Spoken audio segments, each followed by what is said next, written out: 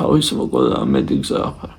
თავის მოკლა რომ გამოსავალი არ არის ხომ იცი შენის? ვეღარ უძლებ. რამდენჯერმე გქონდა სუიციდის მცდელობა?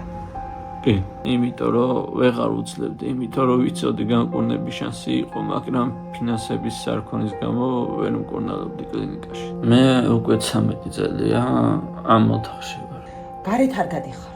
ვერ გავდივარ.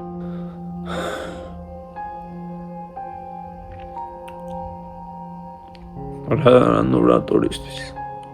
როცა შეიძლებოდა რომ ეს დაავადება არ მქონოდა. უსამართლობა, არათანაბარი ცხოვრება, არასწორად გადანაწილებული ცხოვრება. ზოგს არაფერი, ზოგს ყველაფერი. და სისხლი გასდის ხოლმე ურტყავს კედლებს სიმწრისგან. ოფიციალური დიაგნოზია კრუნჩქვითი შფოთვითი აშლილობა. ღამე ვიღვიძებდი შიშისაგან. მე თანდათან თითქოს ხვდებოდი უკვე 6 წლის რო გავხდი, 10 წლის რო გავხდი, რომ რაღაცა არ იყო ისე, როგორც უნდა ყოფილიყო. დისფუნქცია თავის ტვინისა, რომ გადაწყობილია შიშისზე რა, ჩემი ტვინი. შენს კლასელებს თუ ახსოვხარ, თუ მოდიან სანახავად?